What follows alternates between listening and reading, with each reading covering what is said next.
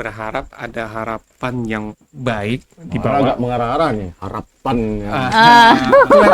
Oh, Ya, tadi kita nggak diselipin soalnya loh. pan dikapitalisasi dulu Oh, iya. jadi kita Ini susah juga. Backsoundnya nggak yang pan. Kemarin saya posting di sosial media, Hmm. kalau kawan-kawan memberikan kepercayaan kepada anak muda, itu bisa jadi ada perubahan, bisa jadi tidak. Ya. Benar. Tapi ketika memberikan kepercayaan kepada generasi sebelumnya, itu tuh sudah jelas tidak akan ada yang berubah. Saya tidak bisa menawarkan pengalaman, Ya. tapi saya bisa menawarkan masa depan terhadap generasi muda. Oke, cocok. Secara DNA-nya itu PAN dan Gerindra itu memang cocoknya satu haluan. Walaupun PAN itu partai nuansanya Islam, cuma kan di dalamnya tuh orangnya moderat. Nasionalis. Nah, itu sama lah sama kita kan nasionalis gitu. Dari beberapa dinamika yang sekarang itu di pusat memang dari pertemuan Pak Prabowo dengan Pak Erik yang sudah mulai intens. Itu ya mungkin kayaknya kita bakalan tos bareng. Tos tuh.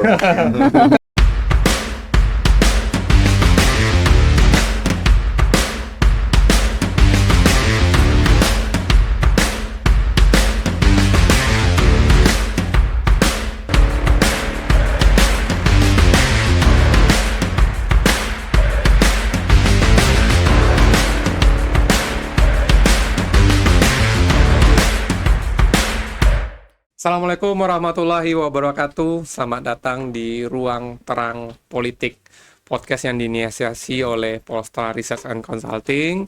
Nama channel kita adalah Polstra Institute. Nah, untuk Anda jangan lupa untuk bantu kita, dukung kita dengan terus nge-share konten-konten kita, dan jangan lupa subscribe konten kita Polstra Institute. Nah, kali ini saya kedatangan tamu yang luar biasa, energik, mungkin boleh dibilang bukan bapak-bapak dan ibu-ibu, tapi teman-teman bagi saya. Itu siapa dia? Ada sebelah kanan saya, Megri Fernando. Ini udah langganan kedua datang ke channel Polstra. Ya, Megri Fernando sama-sama kita ketahui adalah Ketua Tidar Sumbar. Sumatera Barat, yang juga saat ini dalam pemilu 2024 Megri maju sebagai caleg DPRD Provinsi Sumatera Barat, Dapil 1 Kota Padang. Ya.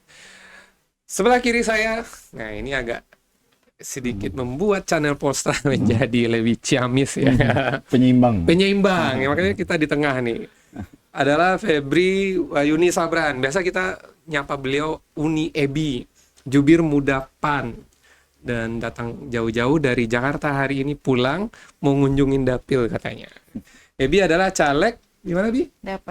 DPRD Provinsi Sumatera Barat, Dapil Sumbar 3 itu dapilnya daerah mana? Agam dan Bukit Tinggi. Ketinggian Agam. Jadi kiri kanan saya adalah politisi-politisi muda yang memberanikan diri mencoba pertarungan pemilu 2024, dan level pertarungannya sama DPRD Provinsi Sumatera Barat, dan insya Allah tidak akan ada pertengkaran karena dapilnya berbeda.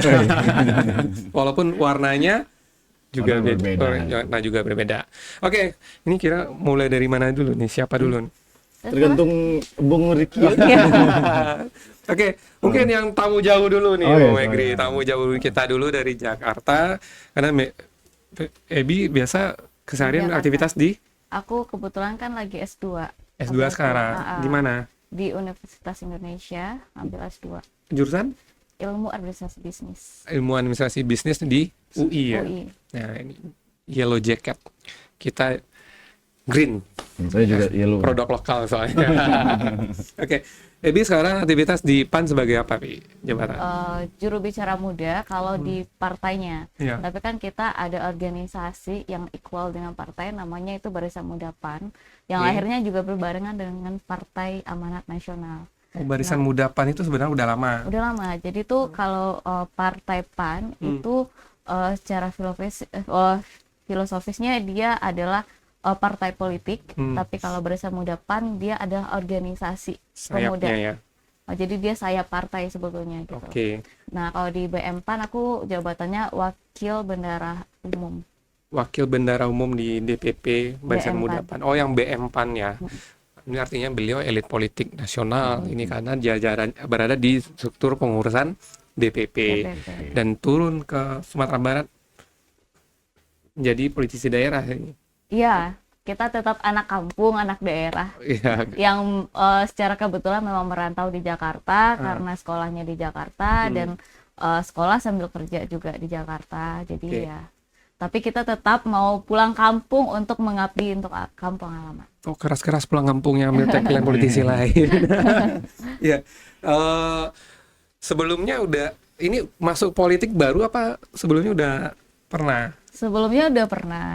Waktu Bukan itu mainan lama, bukan mainan baru ya politiknya. bukan, udah pernah. Hmm. Aku di PAN juga sebetulnya masih seumur jagung mas, sekitar 2 tahun lah kan.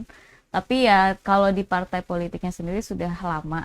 Cuman kan memang kemarin itu tidak sejalan. Iya. Jadi hijrah lah ke Partai Amanat Nasional dan alhamdulillah perpindahan itu sangat diterima antusias oleh konstituen di Dapil, Ya. kemudian juga keluarga besar. Jadi alhamdulillah sejauh ini di partai yang baru ini mendapatkan ilmu yang sangat banyak sebetulnya Bang, karena banyak mentor-mentor dari senior-senior ya terutama itu yang mengarahkan kita bagaimana kita harus ke dapil seperti apa, terus berhubungan dengan masyarakat seperti apa, kemudian terkait bagaimana kita harus berpolitik dengan ramah, Iya. kemudian berpolitik dengan lebih wise, lebih dewasa. Kalau dulu kan karena partainya diisi sama anak-anak muda mostly gitu ya, jadi kita tidak punya mentor politik di situ gitu loh. Jadi Kalau lagi berantem nggak ada yang mengetengahkan. iya, yang menengah itu nggak ada. Anak muda semua. Si panas darah itu. Iya. Iya, masih panas Oh, darahnya tuh. jadi di PAN itu langsung jadi jubir muda. Langsung. Jadi artinya itu tugasnya ngapain kalau jubir muda di PAN itu?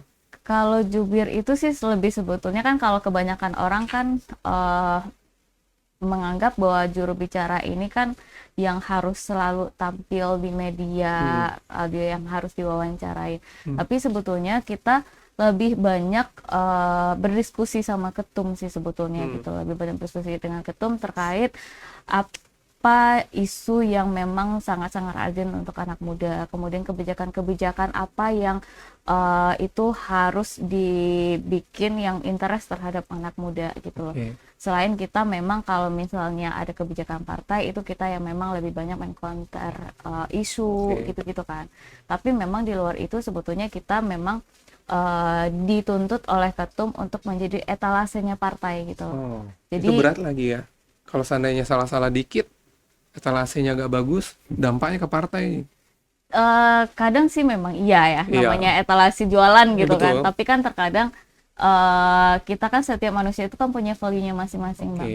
Dan Bang Zul alhamdulillah melihat itu secara utuh gitu loh. Maksudnya dari aku, beliau melihat value aku juga pasti tidak ada yang sama dengan yang lain gitu loh. Kayak misalnya Abang, dia pasti melihat value apa yang ada di Abang gitu. Jadi setiap kita jubir itu punya karakteristik masing-masing gitu loh. Jadi tidak harus sama. Nah, jadi itu mensyaratkan kepada masyarakat luar yang di luar dari partai bahwa di PAN ini banyak anak-anak muda yang lintas background gitu Bang. Jadi nggak cuma dari yang harus dari backgroundnya politik, tapi juga ada yang dari entertain, kemudian ada dari organisasi gitu. Ya itu menariknya tuh, PAN banyak diisi ya kalangan entertain, terakhir itu uya-kuya ya bergabung. Bang, ya. Uya. Terus yang diminati sama anak muda siapa tuh yang kurang lebih 11-12 Farel. sama saya. Bukan 11-12 ya, tapi 11-17. 11-17 ya. 11-12 ribu.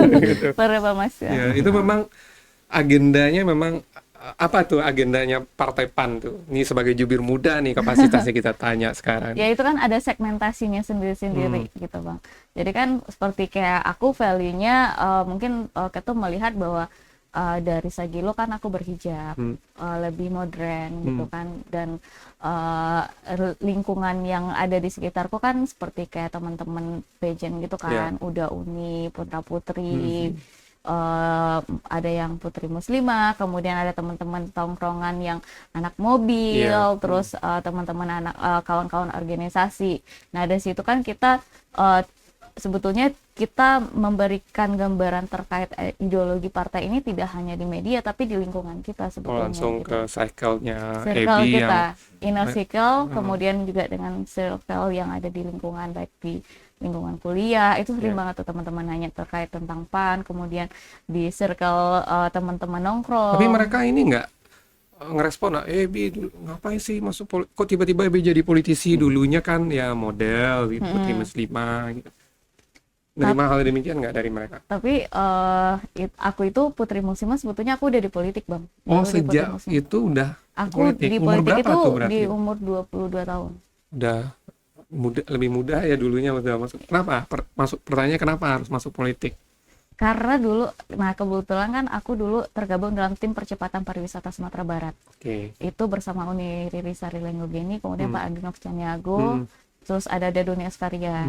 Nah, itu kan senior-senior semua kan di situ. Nah, di situ belajar karena mungkin memang yang saat itu aku temuin adalah tokoh-tokoh masyarakat yang sudah berpengalaman dan sudah paham terkait birokrasi, kemudian terkait politik. Jadi akhirnya mindset aku tuh mulai terbuka. Oke. Karena kan tongkrongan aku tidak hanya dengan teman-teman yang seumuran gitu loh. Nah, dari situ mulai sadar bahwa memang kalau kita mau mengubah sistem itu, kita tidak bisa hanya dengan bersuara di luar sistem gitu, Bang. Tapi kita memang harus masuk ke dalam situ supaya kita benar-benar paham benang kusutnya itu di mana dan bagaimana kita berupaya untuk memperbaiki yang kusut itu gitu. Dan untuk masuk ke sistem tuh hanya 2 jalan. Iya. Pertama ujian Kontestan. CPNS, kalau jadi Politisi. CPNS udah coba. Karena kebetulan aku masuk politik itu udah dari Jadi zaman kuliah. CPNS-nya ikut. belum Jadi pernah. sistem yang untuk ngubah masuk ke sistem ya satu-satunya jalan jadi politisi. Oke, Ebi, kita ke kawan kita satu lagi, Iya. Bung Megri Siap. Fernando. Megri, kita tahu Bung Megri ini kan pengusaha nih. Ya, Kenapa nggak lanjut aja urusan usaha? Kenapa masuk ke politik? gimana ya? Kalau menurut saya ya, Bung Riki, masuk politik itu sebenarnya kalau saya bilang tujuan hidup sih nggak juga. Tapi saya lebih, kalau dimanapun saya berada, ketika saya berdialog dengan kawan-kawan itu, saya mengatakan masuk politik ini adalah blessing in disguise bagi saya. Adalah sebuah, ternyata pilihan yang membawa saya menjadi orang yang lebih baik ke depannya adalah dari jalur politik ini. Gitu. Karena dan juga masuk politik ini adalah suatu yang jelas adalah pilihan yang berat ya. Yang tidak mau dan tidak akan bisa semua orang memakluminya dan tidak semua orang ingin mengikutinya. Gitu. Nah, karena kita sama-sama mengetahui ketika kita memutuskan untuk masuk ke ranah politik, ada beberapa pintu yang akan tertutup bagi kita. Gitu. Nah, Ada yang resisten terhadap kita duluan ya. Iya, ada yang Kalau udah resisten. datang nongkrong, ini Kalau politisi, udah ada minta suara ini.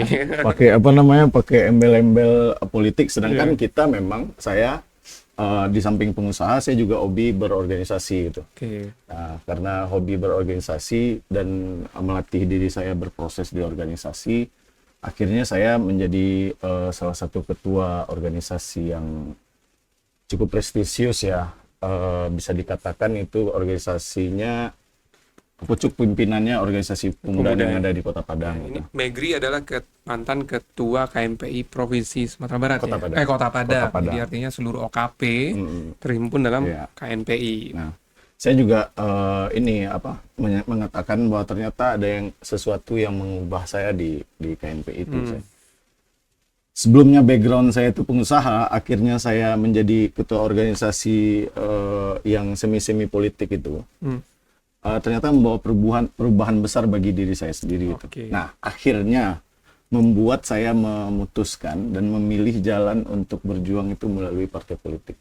Akhirnya karena ya KNPI itu isinya juga banyak anak-anak pergerakan, Nah, OKP, pergerakan yang sudah biasa memberikan dan menyuarakan gagasannya kepada orang banyak, akhirnya itu membuka wawasan saya dan ternyata kawan-kawan pemuda ini sebagian besar masih belum ngeh tentang arah pergerakan dari gagasan dan politik-politik yang ada di Indonesia. Artinya cukup berorganisasi saja tidak cukup ya? Tidak Masuk cukup. politik. Ini sama yang Ebi bilang tadi. Iya, ibaratnya Bung Riki ya, organisasi itu kan membuat suara kita itu lebih lantang terdengar ya. Iya.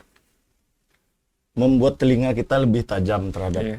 informasi-informasi dan kebijakan-kebijakan pemerintah. Nah, Tetapi di organisasi itu kita punya keterbatasan kekuatan gitu kan. Yang kita bisa itu kan cuma terdengar lebih lantang saja kan, belum tentu pemangku kepentingan itu untuk mendengarkan kita. Nah, itulah makanya yang membuat saya memutuskan ya ini pada akhirnya ternyata memang pendekatan dan influence yang paling banyak didengar itu memang influence dari partai politik dalam hal ini. Makanya saya ingin menjadi politisi sehingga saya katakan kepada kawan-kawan saya akan melanjutkan perjuangan melalui jalur politik, dan itu semua dimaklumi oleh kawan-kawan saya dan sama pemuda. Langkah pertama masuk partai politik di Gerindra langsung dia jadi ketua organisasi anak mudanya ya? Tidak? Sebenarnya saya udah kegerindraan saya itu udah ada ya.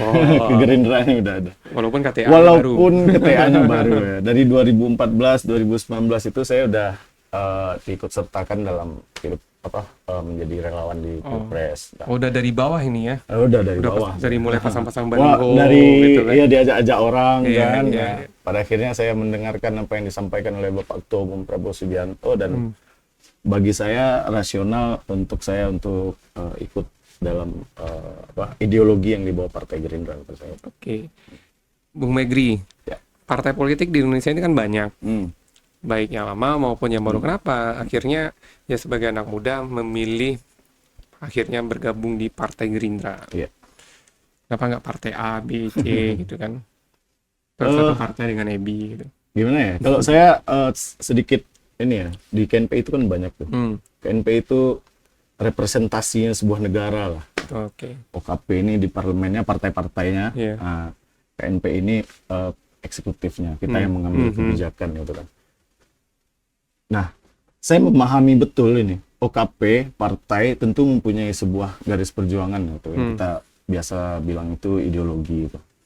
Nah, secara garis besar ideologi gagasan yang ada di Indonesia itu kan ada 3 spektrum.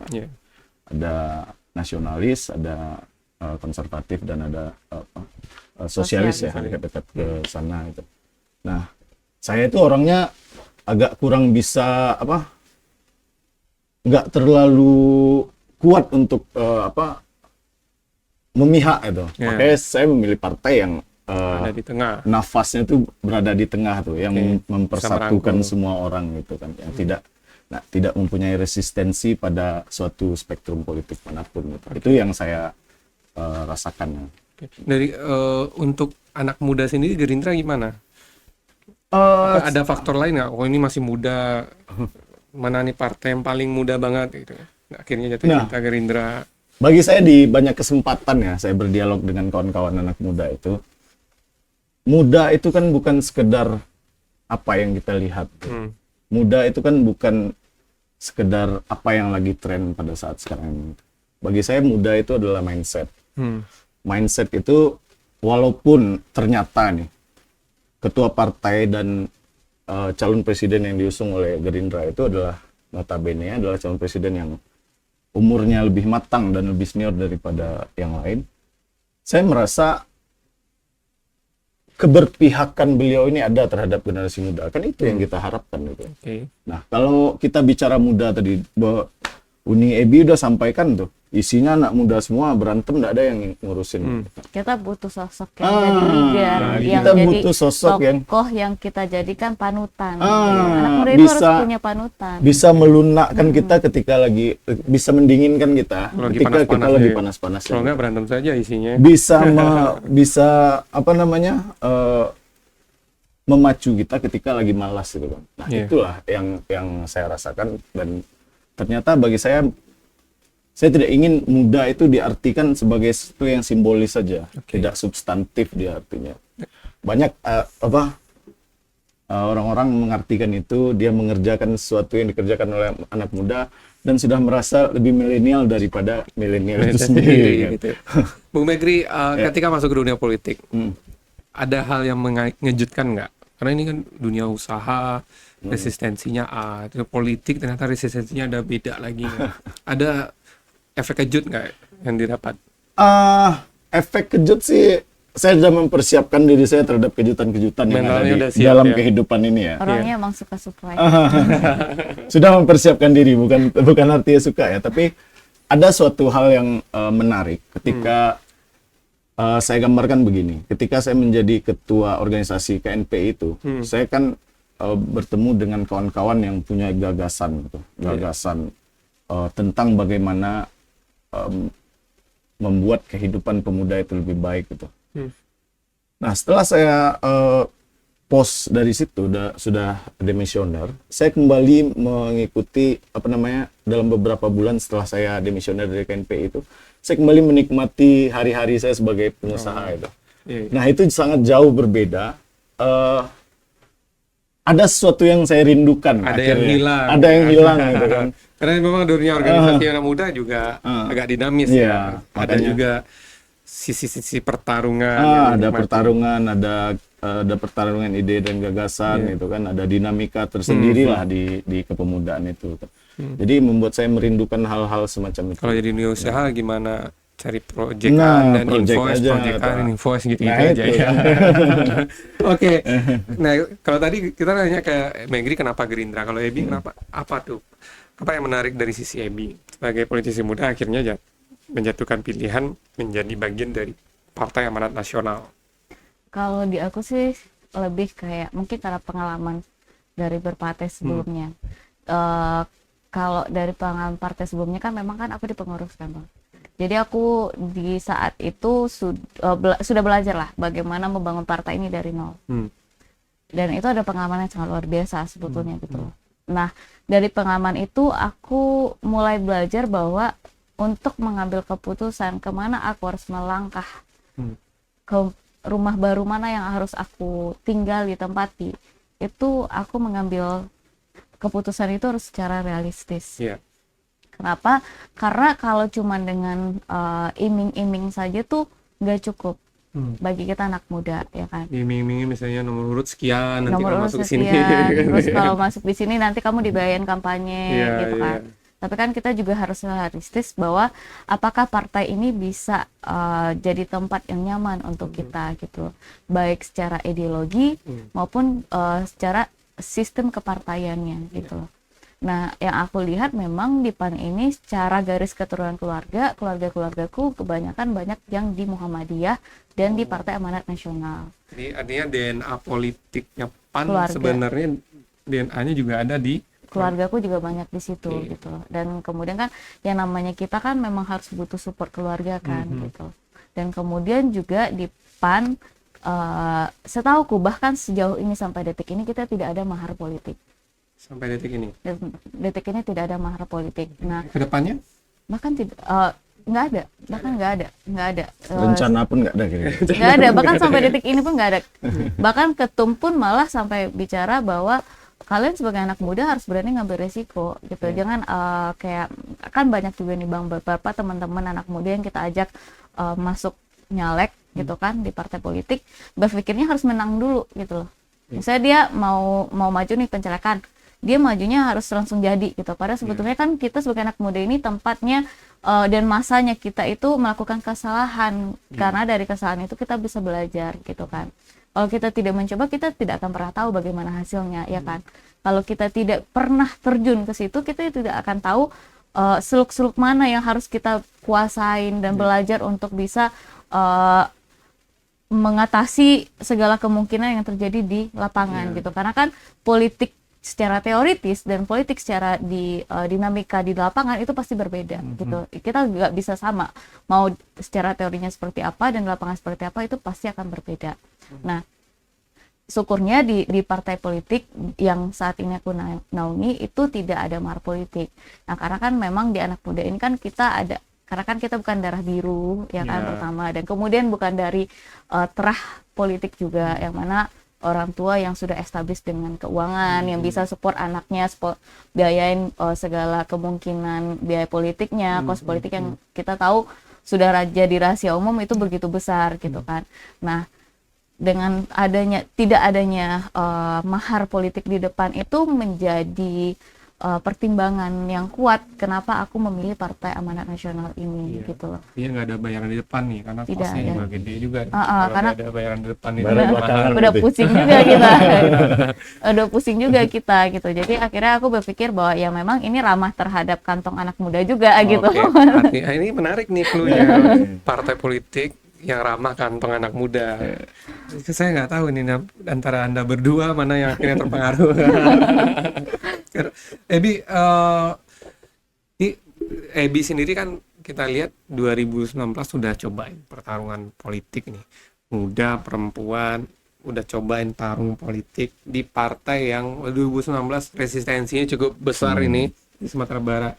Nah, kita ingin tahu, Bi, itu gimana perasaan Ebi masuk ke politik terus dapat dinamika yang sangat tinggi, penerimanya gimana Mas? Ini biar teman-teman politisi muda juga dapat gambaran nih seperti apa pertarungan politik itu. Ya itu tadi, memang harus perlu mentor politik sebelum kita masuk ke dalam politik itu gitu. Harus ada mentor. Harus ada mentor yang tepat ya, supaya kita tidak salah memilih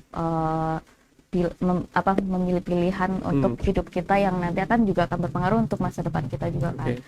Tapi memang aku banyak mengambil hikmahnya dari partai sebelumnya gitu. Dan akhirnya itu membentuk diriku yang sekarang. Walaupun memang di tahun dulu itu ya namanya kita ada gelora-gelora perjuangan yang sangat menggebu gitu kan. Tapi kita tidak bisa mengukur ke depannya semangatnya aja yang ada. Semangatnya aja nih, tapi kita tidak bisa mengukur dampak dari resistensi yang terjadi saat itu gitu loh. Dan itu memang cukup berpengaruh untuk 1-2 tahun pertama setelah pemilu itu. Nah, tapi aku bisa sekarang di pemilu sekarang bisa sedikit wise. Akhirnya bisa survive. Karena seingat saya 2019 tuh memang Ebi ini agak resistensi juga nih. Ada sedikit gangguan, ajar.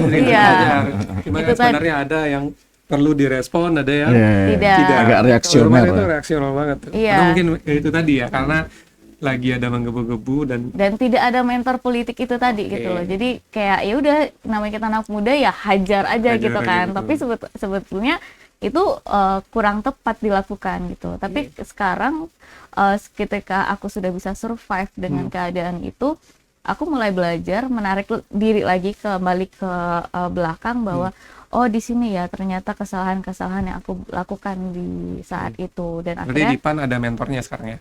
Alhamdulillah ada. Bung Megri mentornya udah ada di Gerindra? Mentor saya itu ini aja sih, kawan-kawan yang banyak sayang sama saya aja. Karena kalau kawan banyak ini jadi pemilih nih kan? Enggak, yang sayang lah Bang. Kalau sekedar memilih kan ya coblos saja. Tapi kan kalau banyak kawan-kawan yang sayang sama kita bakalan dijaga gitu.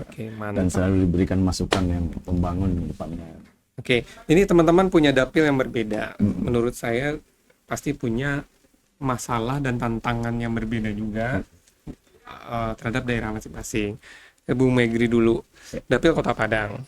Ya, berarti Sumbar 1. Kota Padang. Nah, Bung Megri sendiri akhirnya maju di dapil Kota Padang ini alasannya apa? Karena yang pertama terus terang ya, saya mempunyai target politik yang jelas gitu. Karena saya masih muda ya. Masih muda, kalau insya Allah diberikan umur yang cukup oleh Allah itu mungkin saya ada target-target agenda ke depannya yang ingin saya capai gitu. Jadi wali kota Padang juga? Ya siapa tahu kan, bonus gitu kan. Kalau ada yang minta bisa amin. Tapi yang jelas untuk Kota Padang itu kan kita tahu barometernya Sumatera Barat gitu kan. Nah, saya di samping satu tadi, yang kedua saya ingin challenge diri saya. Dan yang ketiga saya juga melihat potensi dari generasi muda Kota Padang itu tuh cukup besar. Selama karir saya di organisasi, saya banyak bercerita dengan kawan-kawan, dengan pemangku kepentingan, karena banyak masalah yang terjadi itu kan untuk generasi muda. Bagi saya, untuk bagaimana kita bisa mengerti apa yang menjadi persoalan di generasi muda, tentu kita membutuhkan orang-orang yang memang peduli dan perhatian. Fundamentalnya generasi muda itu harus dibawa kemana, harus dibangunnya seperti apa fundamentalnya gitu.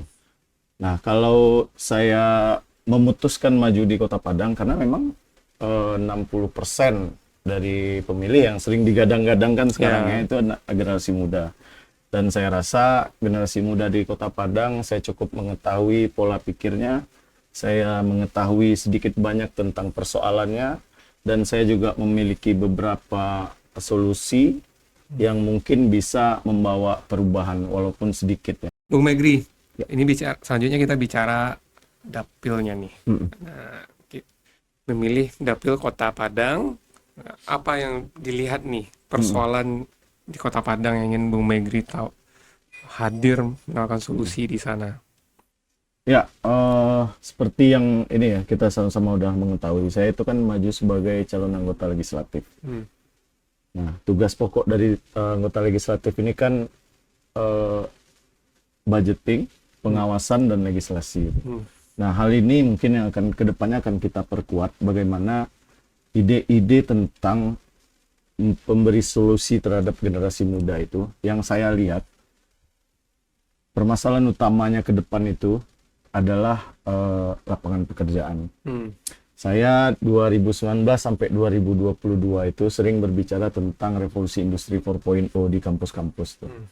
Nah, itu kemajuannya tuh sungguh pesat dan cepat sekali. Apalagi sekarang kita sama-sama mengetahui itu ada namanya artificial intelligence. Menurut data dari hasil survei Goldman Sachs, lembaga keuangan di Amerika, artificial intelligence ini akan kedepannya akan mengurangi pekerjaan, bahkan pekerjaan yang memerlukan tingkat intelektual yang tertinggi sekalipun. Bukan tenaga aja ya, bukan otaknya tenaga, malah ganti ya. Malah pekerjaan yang membutuhkan tenaga itu yang akan sulit hilang. Nah, seperti guru itu tuh berisiko tinggi untuk digantikan dengan AI. Seperti industri di bidang hukum, seperti industri di bidang konsultan itu. Ini hati-hati nih, Bung Riki ini akan di Polstra AI. Polstra AI. Nah, ini kita melihatnya sebagai permasalahan. Jadi solusi apa yang kita tawarkan? Solusinya itu memang kita memerlukan pemimpin yang mengerti akan hal ini. Tidak hanya kalau kita cerita milenial, kita cerita tentang hal-hal yang berbau simbolik saja. Milenial itu lari, milenial itu olahraga, milenial itu ngeband, milenial ini begini-begini gitu. Tantangan ini. Tapi tantangannya ini yang tidak pernah saya dengar dari politisi-politisi yang ada saat ini. Hampir jatuh saya dengar. Ini kualat ini. Nah, selanjutnya itu mungkin ketika memang ada generasi muda yang mempunyai visi dan punya gagasan seperti itu nantinya di parlemen, kita bisa memberikan shaping idea kepada pemerintahan. Ini loh persoalannya itu. Kita jangan bicara pembangunan untuk saat ini aja itu. Ini adalah persoalan yang lebih fundamental dan lebih akhirnya bonus demografi yang sering kita gadang-gadangkan itu akan menjadi petaka demografi itu. Di kemudian hari ya. Di kemudian hari. Bukan 2045 Indonesia emas. Wah, malah petaka Indonesia jadinya gitu. 2045 Nah, kita sama-sama tahu 80% ya. Angkatan kerja ada di Indonesia di tahun 2045 itu. Bayangkan kalau kita analogikan nih kekuatan ini 80% angkatan kerja ini sebagai kekuatan tuh. Kekuatan ini kalau tidak diberikan ruang-ruang untuk disalurkan kepada hal-hal yang positif, tentu kekuatan yang mengendap dan tidak bisa melakukan apa-apa terhadap hal positif ini bisa dampaknya akan menghancurkan kan. Kalau kita bayangkan 80% generasi muda di tahun 2045 itu tidak memiliki, sebagian besar tidak memiliki lapangan pekerjaan, tidak ada yang bisa menjadi sumber ekonominya. Akan terjadi huru-hara ke depannya begitu kan. Nah, ini yang harusnya kita sama-sama pikirkan dari, saya tidak menawarkan ya bisa melakukan perubahan itu, setidaknya nantinya ketika saya dapat berbicara sama tinggi dengan pemerintah, itu bisa saya sampaikan, bisa saya bangunkan pemerintah itu bahwasanya ini loh tantangan kita ke depan gitu. Nah, gagasan-gagasan seperti itu mungkin yang akan saya tawarkan kepada generasi muda ini. Luar biasa. Cocok jadi politisi. Tapi ini konkret lah apa yang ditawarkan Bu Megri, karena memang ya persoalan anak muda hari ini bukan bagaimana dia bisa berolahraga, bagaimana dia bisa road race. Tapi ada hantu balau yang namanya AI nih. Ada hantu balau nama 5.0 bukan 4 lagi udah. Jadi transformasi sangat cepat yang meninggalkan kegiatan-kegiatan analog Iya. yang selama ini dipakai tenaga kerja manusia berubah jadi mesin. Iya. Ini makan sangat pintar sekali AI. Iya. Jadi sebenarnya ini adalah kabar baik satu sisi, kabar buruk yang semestinya jadi tantangan. Anda berada di sana yang menyalakan solusi. Kemarin saya posting di sosial media, Hmm. kalau kawan-kawan memberikan kepercayaan kepada anak muda, itu bisa jadi ada perubahan, bisa jadi tidak. Ya. Dan Tapi ketika memberikan kepercayaan kepada generasi sebelumnya, itu tuh sudah jelas tidak akan ada yang berubah. Setidaknya dengan adanya Megri ada harapan lah Ada ya. harapan gitu kan. Saya tidak bisa menawarkan pengalaman, Ya. tapi saya bisa menawarkan masa depan terhadap generasi muda. Oke, cocok. Masalah milih-memilih terserah Anda, bukan terserah Postra. Oke, selanjutnya kita ke EBI, Uni EBI. EBI dapilnya Bukit Tinggi dan Dan Agam. Bukit Tinggi itu kampung saya, tapi KTP saya Padang. SMA SMA di Bukit Tinggi. Tapi KTP saya Padang, udah KTP Padang karena kita merantau pernah ke Jakarta, baru akhirnya berlabuh di Padang. Nah, Bukit Tinggi Agam, apa persoalan di Bukit Tinggi Agam dapilnya EBI yang menjadi perhatian EBI nih? ya, jadi karena kan aku itu kan majunya legislatif Bang. Di legislatif ini kan secara fungsi kerja ya, itu kan kita tidak bisa seleluasa eksekutif. Kita hanya untuk mengawasi dan penganggaran. Nah, tapi memang aku akan fokuskan penganggaran itu ke 3 aspek pilar ekonomi. Yang pertama itu kita investasi, itu masuk ke dalamnya UMKM dan pariwisata untuk pengembangan ekonomi kreatif. Kemudian aku akan fokus untuk pendidikan, yaitu SDM ya. Kita akan membangun soft skill untuk anak-anak muda di daerah dengan dana pokir.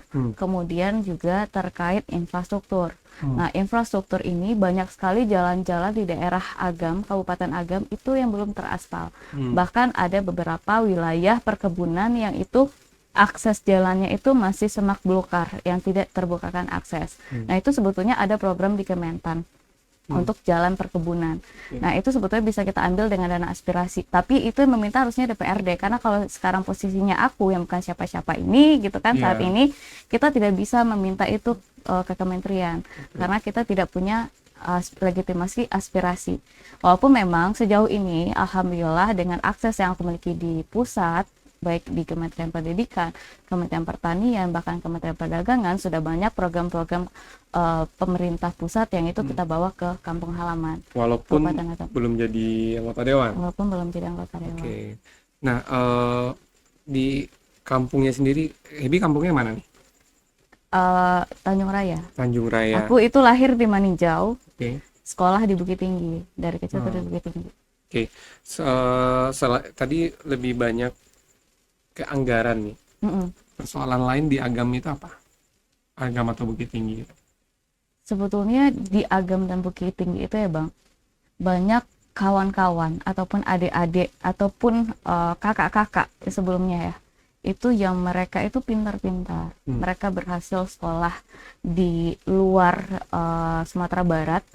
Seperti aku nih kuliah di UI, itu kan tidak semua anak daerah yang bisa berhasil di situ, tapi banyak juga yang tidak mau kembali lagi ke kampung halaman, gitu loh.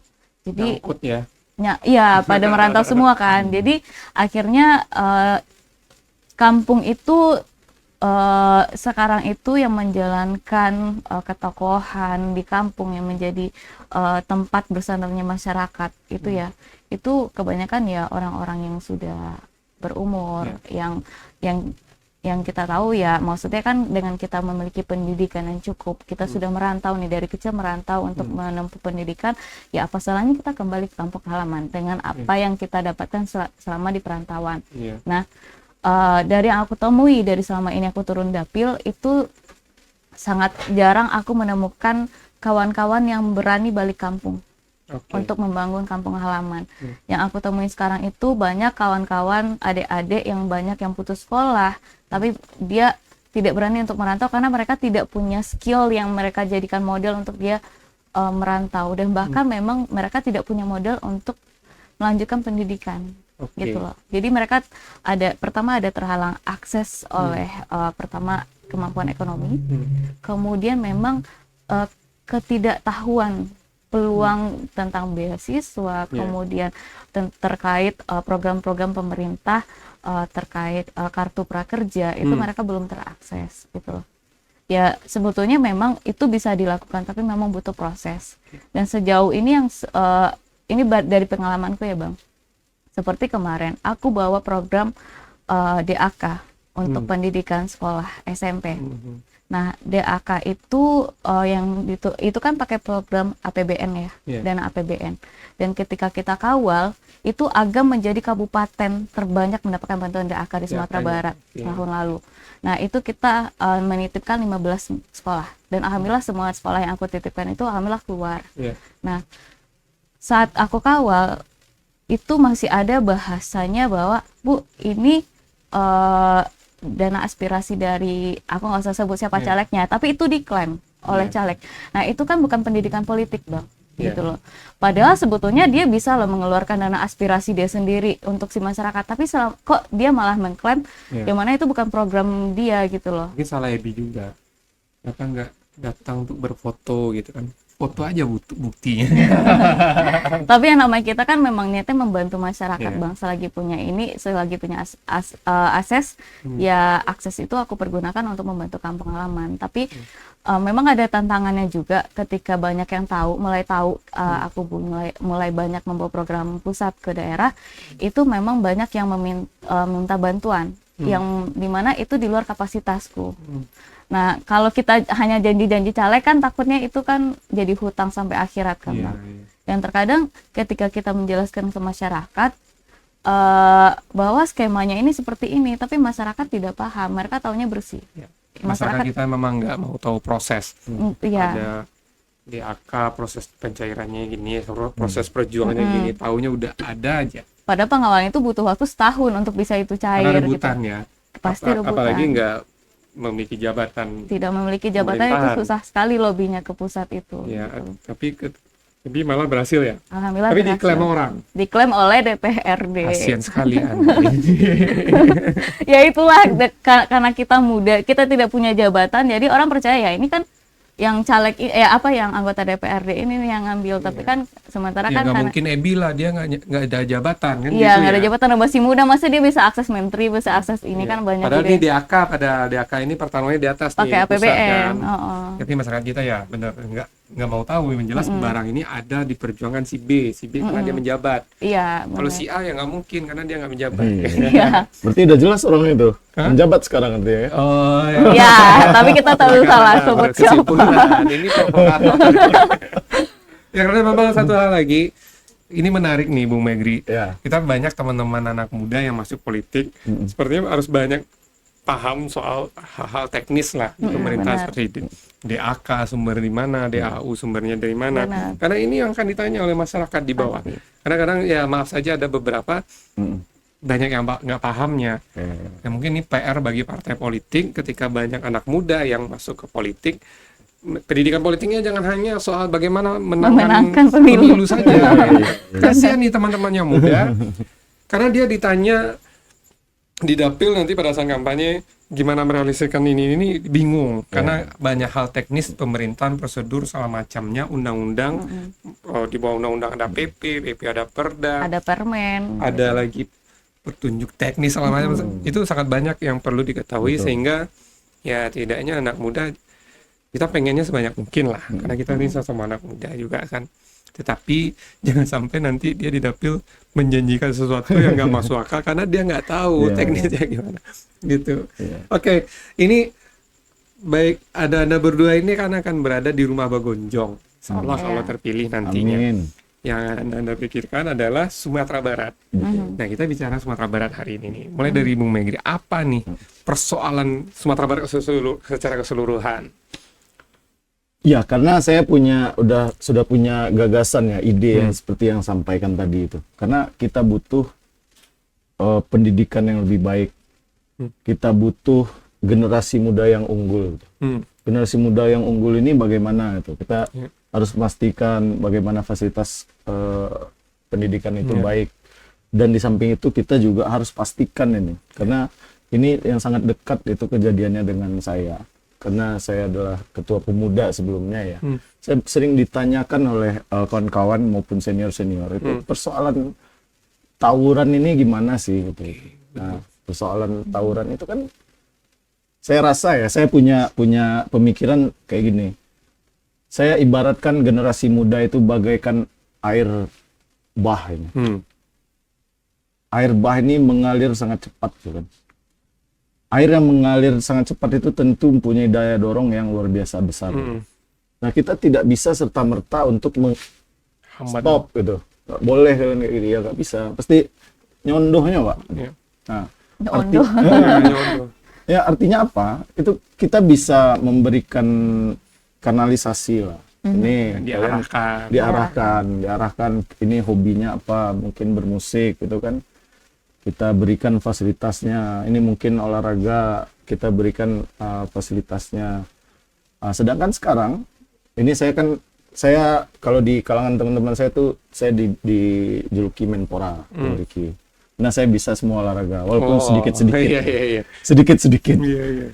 Jago enggak, tapi boleh lah gitu. Jadi politisi boleh. Menpora karena bisa semua olahraga menarik Bisa juga. semua olahraga. Nah, tentu dengan saya banyak mengikuti kegiatan olahraga itu, saya banyak mengenal kawan-kawan yang hidup di dunia olahraga, terutama para atlet-atlet.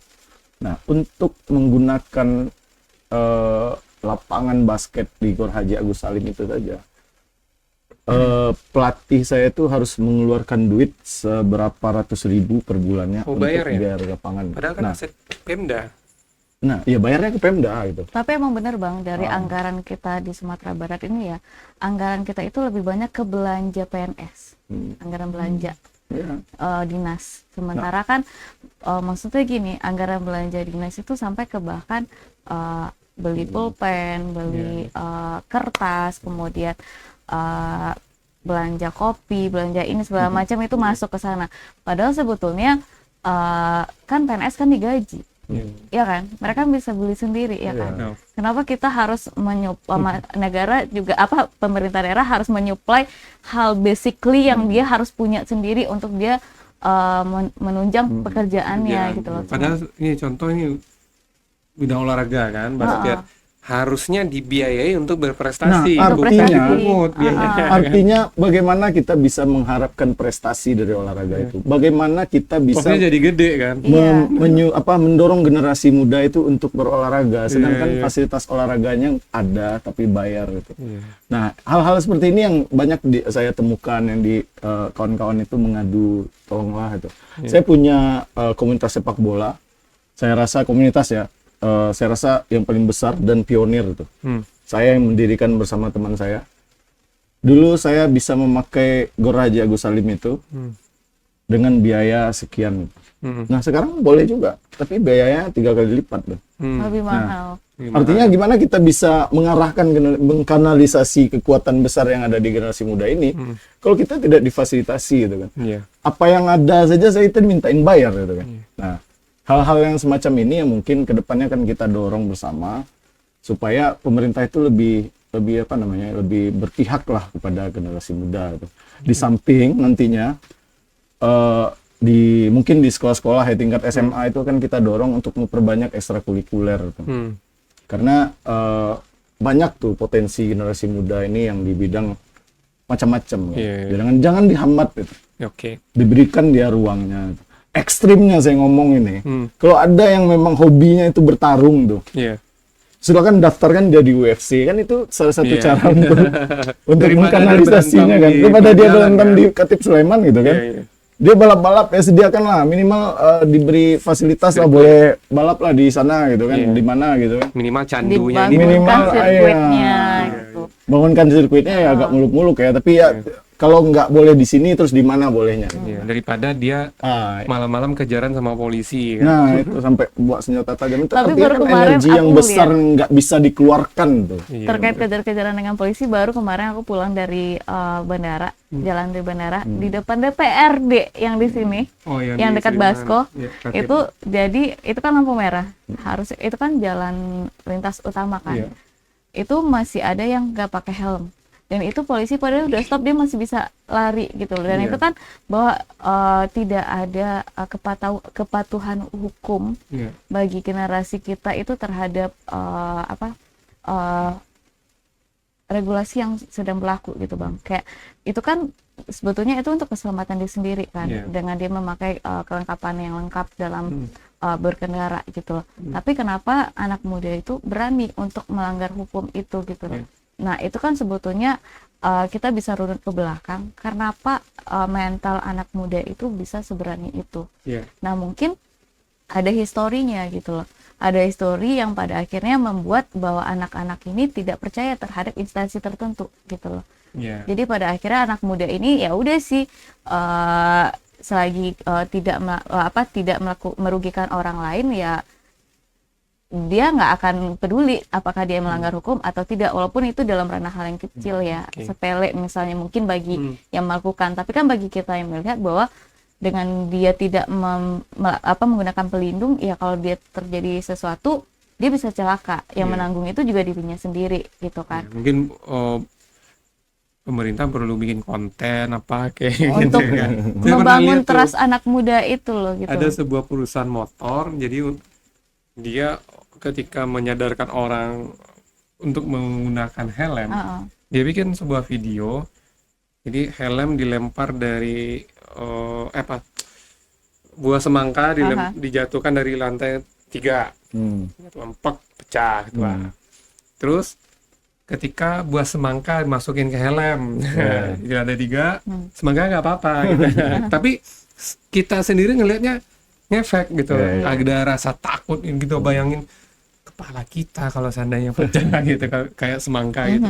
Nah, itu mungkin butuh kreativitas lah. Nah, itu bisa dilakukan kalau kita punya kebijakan kan. Oke. Iya kan? Sementara kan kalau kita sudah di ranah itu kan seperti Abang kan punya ide seperti itu. Tapi tidak bisa terrealisasikan, kenapa? Karena kan bukan Abang pembuat kebijakannya. Oh iya. Gitu loh. Saya jadi kepikiran untuk nyalek gitu.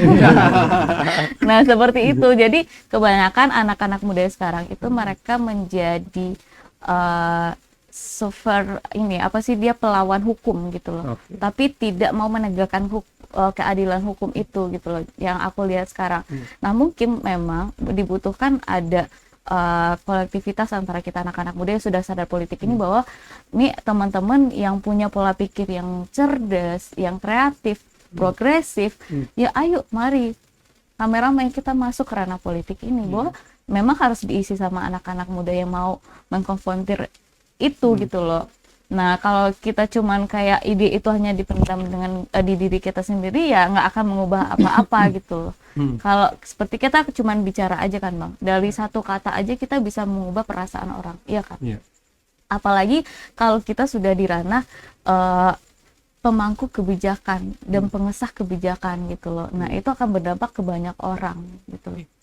Nih, ada kita sharing lah, ada Bung Megri dan Uniebi. Kita beberapa waktu lalu survei Sumatera Barat, dan ada sebuah data temuan yang ya satu sisi kita menganggap aduh kasihan banget nih. Ini bahaya ini. Kita bicara masa depannya nih. Jadi temuan kita ada sekitar 15% masyarakat kita menolak money politik. Ini soal money politik. Menolak ya, 15% Menolaknya menolak cuma ya. 15%. Oke. Sisanya itu ada 40%. Menerima, tapi dia memilih orang lain, ada sekitar 35%-an menerima dan memilih orang yang ngasih, dan selebihnya menjawab tidak tahu, tidak jawab.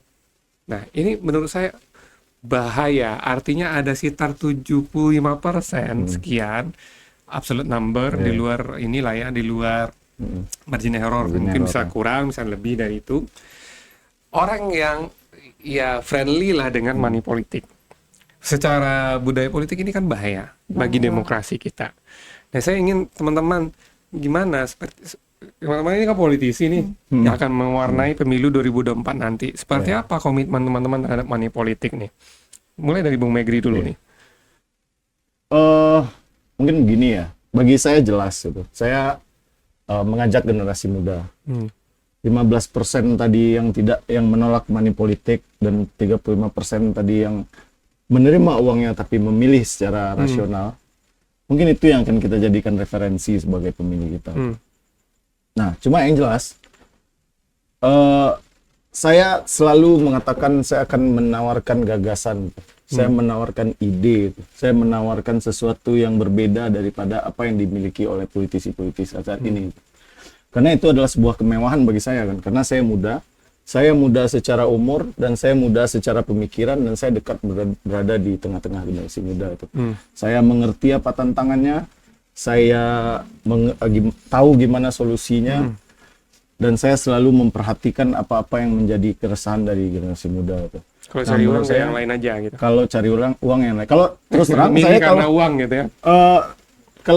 Kalau saya sudah nyaman ya nyaman hidup saya itu. Tapi saya melihat karena saya berbuat itu bukan buat diri saya. Saya mempunyai seorang anak gitu.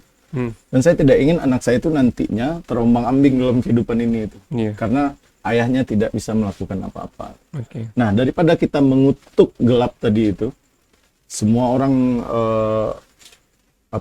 mengamini politik uang, lebih baik kita menyalakan lilin, kita tawarkan gagasan terhadap 50% orang yang memilih secara rasional itu tadi. Walaupun ini lilinnya tuh di lorong yang sangat gelap sekali nih. Walaupun banyak nih size-nya yang toleran dengan money politik. Kalau kita selalu mengutuk, tentu tidak ada perubahan yang akan kita bisa bawa. Harus mulai. Tapi kita harus mulai itu. Nanti seperti kita perbincangkan tadi, menang atau kalah itu persoalan lain. Yang jelas kita sudah mencoba dan kita sudah memberikan penawaran-penawaran, kita berikan gagasan dan ide kita kepada generasi muda.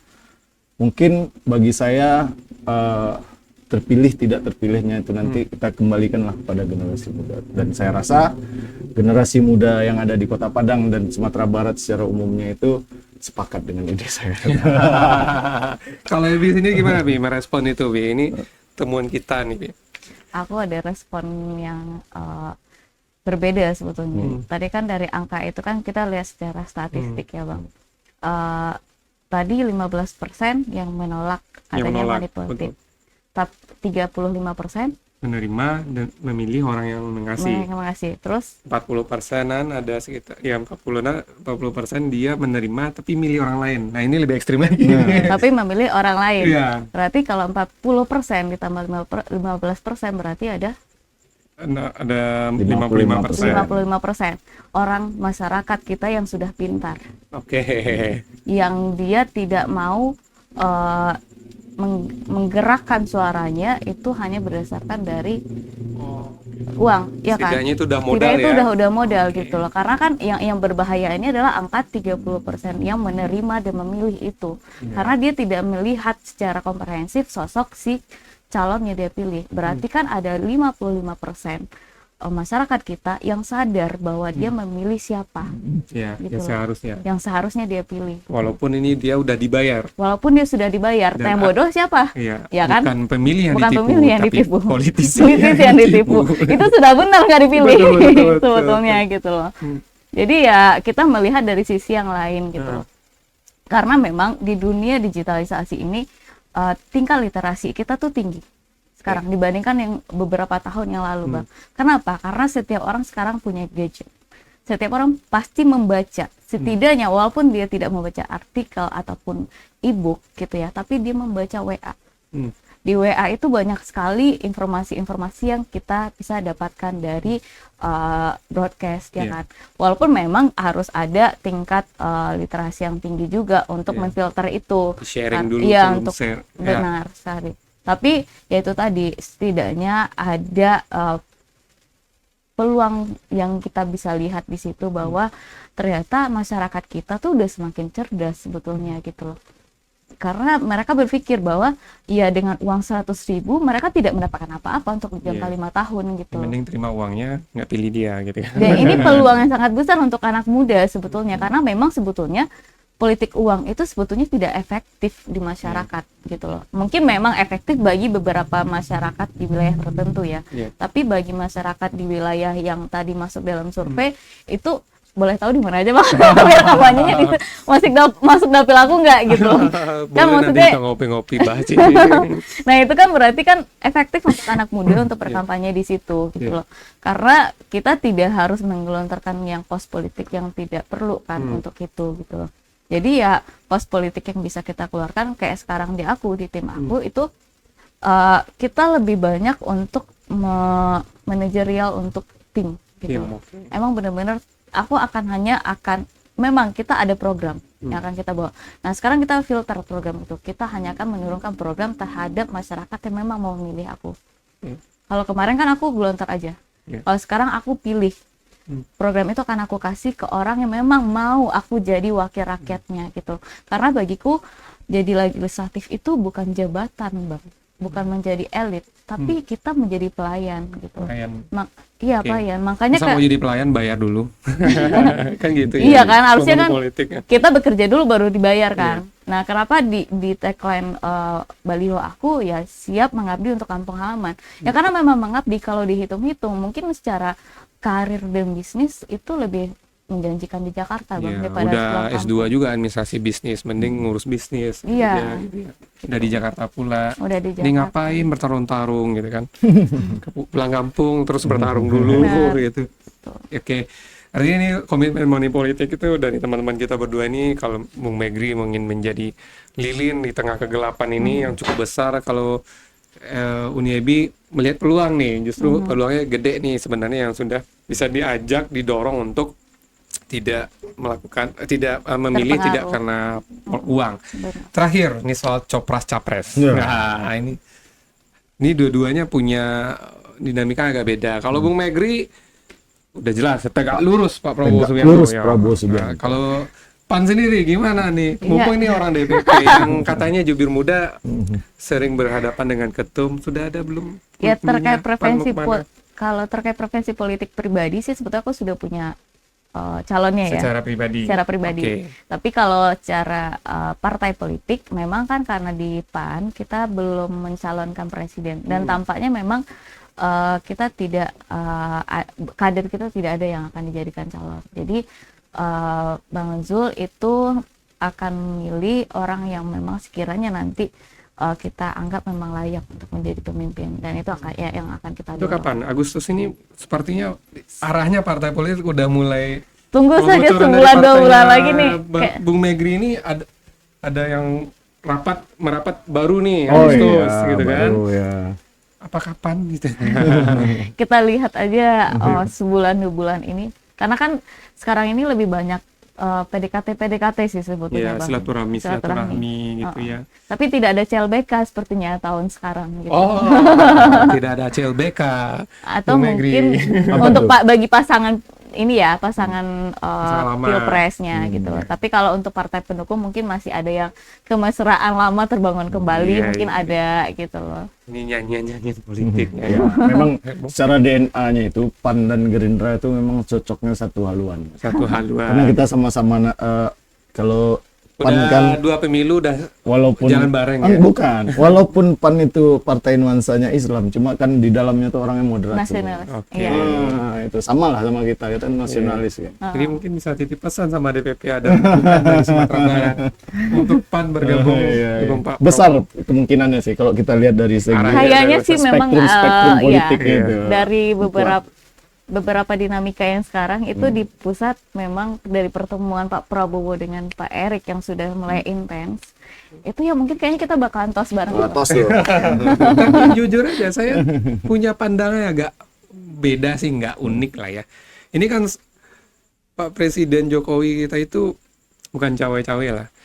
Minggu ini akan mainin mesra-mesra dengan Pak Prabowo atau Pak Erik. Minggu depan Pak Ganjarnya. Jadi minggu ini bisa tebakan kita arah ini Prabowo Erik tebakannya kan. Minggu depan nih Pak Ganjar dengan siapa lagi. Tapi ya diskusi elit ini susah ditebak. Diskusi elit ini susah ditebak. Last minute, keputusannya selalu last minute. Ya waktu itu aja wakil presiden Pak Jokowi berubah di hari H. Padahal udah ada yang siap-siap pakai baju putih gitu kan. Walaupun semuanya juga pakai baju putih semua sih. Betul. Saya juga pakai baju putih, tapi lagi di Kota Padang. Oke, teman-teman terima kasih waktunya, ini banyak sekali cerita, gagasan yang teman-teman kemukakan. Semoga ini kita berharap bisa membangun semacam embrio baru bagi teman-teman politisi muda yang sekarang lagi ramai banget jangan cuma cengar-cengir di baliho saja. Tapi Kan? ini Bang, fakta menarik ya dari kontestasi pemilu ini, Sumatera Barat itu daerah pemilihan ya, itu yang memiliki caleg muda terbanyak. Ya, kepala daerah juga paling banyak nih Yang sekarang. kepala daerah terbanyak di Sumatera Barat. Muda-muda. Dan itu sebuah peluang yang besar sebetulnya untuk anak-anak muda Sumatera Barat, karena kayak aku lihat ya, kalau di daerah lain itu biasanya yang jadi itu terah, biasanya yang bapaknya bupati kemudian anaknya dijadikan anggota DPR. Apalagi di Lampung ya, yang ibunya pejabat, anaknya didorong untuk jadi anggota DPR. Tapi sekarang kayak Bang Megri juga kan berangkat dari aktivis, aku juga dari pegiat pariwisata gitu loh. Nah, peluang bagi banyak anak-anak muda di Sumatera Barat ini dari lintas sektor itu besar Bang. Jadi nggak cuma diisi oleh anak-anak muda yang punya kos politik yang sudah disuplai sama orang tua seperti Bang bilang tadi gitu. Tapi ya kontestasi ini terbuka dan fair gitu loh untuk anak muda Sumatera Barat. Dan itu mungkin didasari oleh karena masyarakat di Minangkabau ini udah pintar-pintar gitu loh. Karena pendidikan politik di ranah Minangkabau itu udah nyampe ke lapau-lapau gitu Bang. Jadi udah di dalam ranah keseharian masyarakat gitu. Oke, menarik sekali ini ceritanya. Karena memang di tengah-tengah ramainya politisi muda, kita berharap ada harapan yang baik di bawah. Agak mengarah-arah nih, harapan ya. Oh, Ya, tadi kita nggak diselipin soalnya loh. Oh iya, menggunakan kata masih ada harapan. Jadi Tapi dikapitalisasi dulu Oh, sama iya. jadi kita Ini susah juga. backsoundnya nggak yang pan gitu kan. Jangan hanya joget-joget gitu. Tapi kita berharap anak-anak muda yang masuk, teman-teman muda yang masuk ke politik itu yang membawa banyak hal baru lah, termasuk buat Sumatera Barat khususnya bagi masyarakat kita, supaya kehadiran banyak anak muda ini memang nuansa politiknya juga ikut baru lah. Jangan gitu-gitu aja. Iya. Baliho terus berantem, baliho berantem. Baliho itu bukannya kita nggak mau, Nah, tapi karena kita nggak mampu aja. belum pasang. Belum pasang. Pantasan sampai Anda belum kelihatan. Tapi baliho kalau di data kita ya itu masih menjadi acuan. Cuan. Jadi makanya mungkin rame. Nomor 2 ya? Nomor 2 masih media sosial. Nah, itu menariknya. oke. Ini sebuah kanal yang bisa dikuasai anak muda nih. Iya. Tapi isinya jangan hanya TikTok-TikTokan iya, doang, betul. harus diisi dengan gagasan. Alhamdulillah aku Instagramnya nggak TikTok sih. Iya, karena bagaimanapun politik kita harus jaga nilainya lah. Benar. Sepakat ya, Bung Ada Heri ya? marwah ya memang Ada harus marwah, jaga, jangan sampai memang. dibikin receh lah politik ini. Nah, betul. Karena yang kan teman-teman perjuangkan ya soal tadi anak muda, soal pendidikan. Kalau Harus bicara substansi. harus substansi. Benar. TikTok boleh, bagaimana kontennya FYP FYP. boleh, tapi yang tetap menjaga substansi.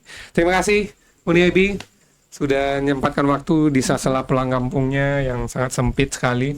Ini sudah sampai malam di studio kita. Bung Megri, terima Ya, kasih terima juga di kasih, tengah-tengah Bung Riki. perjuangannya. Kita akan ketemu lagi di pembicaraan ngobrol-ngobrolan selanjutnya. Sesi selanjutnya. Ya.